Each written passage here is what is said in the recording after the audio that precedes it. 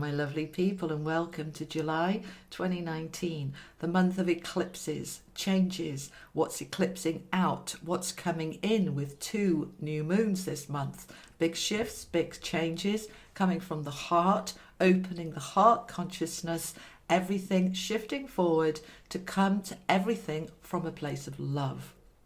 Before we get into the monthly readings for each of the 12 signs, just want to say thank you for subscribing, for watching, for liking, for sharing, for commenting. And for those of you new to my channel, welcome to the Julie Poole Online family. You'll find us a very warm and welcoming bunch. I am taking private readings for those of you who would like to book in. They are on offer and they're going to stay on offer because there is such a shifting energy at the moment. I need to be able to help more people. So those of you who couldn't afford them, they are now at a reduced price, which will hopefully help. And those of you needing healing, clearing, changing stuck patterns, then that is there for you too with my healing and clearing options. Anyway, enough about that, and let's move into the energies for July for each of the 12 signs. Hello, my lovely Virgos. So, how are we doing, my fellow Virgos? We are having a very interesting and powerful July. Now, I'm just going to show you the way I've laid these cards out. So this is your advice from the angels and from the energy cards for the months. This top row here is about your general kind of life. This bottom row is about work, finance and business. And these 3 at the end are about your home, family and love life. Okay, so let's have a look at it. We're starting the month with this energy of awakening. Now, I talked about this in the introduction, that these eclipses are opening our heart center to more and more divine love. It's an ascension. We're coming from the heart. We are waking. And if you look at it, the light is coming from her heart. This is absolutely symbolizing that as we step into this heart energy, this allowing this unconditional love and awakening in our heart, it influences and shifts us on many different dimensions. So just be aware of that for this month. But the one energy that I'm picking up quite strongly from this is we've got a double message here and here about being tied up, about being stuck. Okay, so stuck in the career and stuck a little bit in our personal lives as well. But of course, us being Virgos, our personal life is our work life because that's who we are, you know. So let's have a look what's going on. So I'm recording these in June, on June the 15th. On June the 16th is a big shift forward. Now, many of us have been feeling a little bit stuck. A little bit slow. Certainly things are slowing down on lots of different fronts. And I asked about this, what's going on? Why are we slowing down a little bit? And it's just to catch up with ourselves. Yeah. Now, you know what we're like. We work at 90 miles an hour. We overdo it. We get exhausted. We get burnt out. So every now and again, the universe steps in and says, I'm just going to slow you down a little bit here. Not for very long, but just enough to get you back some balance. Okay. Enough to slow you down to maybe look at the direction you're going in. Are you heading towards burnout? Or are you heading towards creativity? As we slow down a little bit, then we can open up to more creativity and more flow. All right, so I don't feel that these energies here for us Virgos is about we're stuck, we're trapped, we can't get out, we need to do something. You know, we're doers, we're not beers, but we're human beings, not human doings.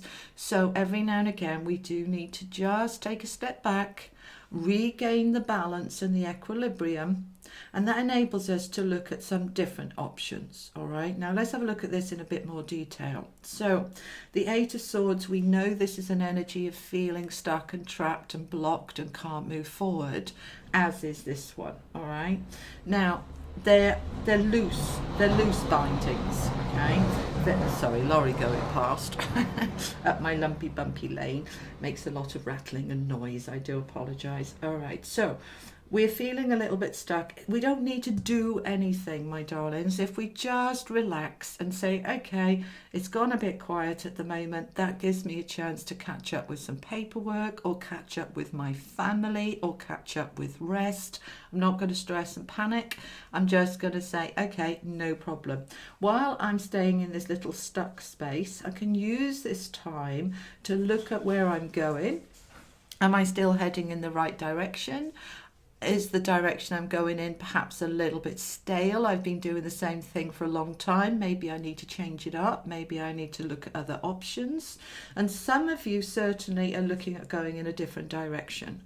Now, that different direction can be to do with your work and your life and your relationships and your home, but it can also just be that you're setting different goals for the future. All right, it's important that we live in the now, but equally that doesn't mean that we don't look at the future and make plans so that we're setting our intention of what we want to achieve and where we're going. And what we're wanting to achieve is balance. Well, we're not working our backsides off. All right. Now, I know that's hard for us because we are the grafters, but we need to have balance. All right. And the Queen of Cups is somebody who is attaining that balance. Sometimes she can be a little bit too emotional, usually because we're burnt out. And as we get burnt out, we get stressy and snarly and yucky, okay? So allowing that balance to come in enables then the balance to come in emotionally. We feel stronger, we feel more together, and yeah, it just feels stronger within ourselves, doesn't it, guys? All right? So let's look at business, finance, work, self-employment, these cards here. So again here, we're feeling all tied up. Doesn't surprise me that they're repeated because our work life does spill over into our, personal life and vice versa. So we're feeling a bit tied up, but look at what's coming. 9 of coins, mate. 9 of coins. This is a wish coming true. This is freedom. This is abundance. This is financial independence. And this is very much doing it on your own. This is the sign of generally a single person working hard to achieve their goal. And we're doing it on our own. All right, and because that's what we're like, we don't like asking for help, do we? And we usually think we can do it better anyway, and we're usually right because that's who we are. So we've got this 9 of coins. This is what you're trying to achieve, to be financially independent and financially free. Now, when I see it next to the Palace of Swords and the Wheel of Fortune, right, we have got a shift going on here. Now, the Palace of Swords, some of you won't have seen this card before. I'd never seen it before I got these Tarot of Dreams cards. The Palace is in every one of the 4 suits, okay? So where the King and Queen live is the palace. It's their environment. It's to do with your environment, your premises, the place around you. Does it feel good? Where you're working, is your workspace feeling the way it needs to feel? Now, the swords is your air energy, and this is about our mental clarity, truth. This is setting strategies, working on plans and goals. This is setting our intention of what we want for ourselves. And it's a wonderful place to think because we can think clearly.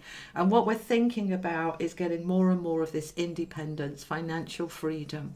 So you're setting some goals here for this year, for next year, for your longer term goals. You're looking at how you can drive it forward. And you see the moon energy behind.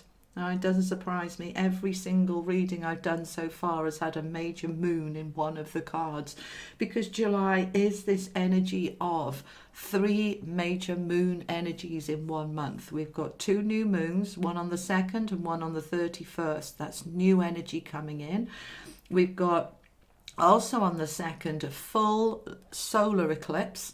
So something's being eclipsed out in order for something new to come in. So for many of you, you're going to be looking at parts of your business or parts of your job that you don't want to be having anymore, that you're thinking, actually, that's not working so well for me anymore. I'm going to let that go, and I'm going to be open to receiving new ideas of driving things forward in a different way. Those of you in paid employment or looking for a job, you're reviewing, you're looking at your resumes, your CVs, you're planning what's your next plan of attack of getting your next promotion, your next job. You're really looking at that in July, because the Wheel of Fortune wants to come in, which is a new energy, a new cycle, a new karmic cycle, a new beginning.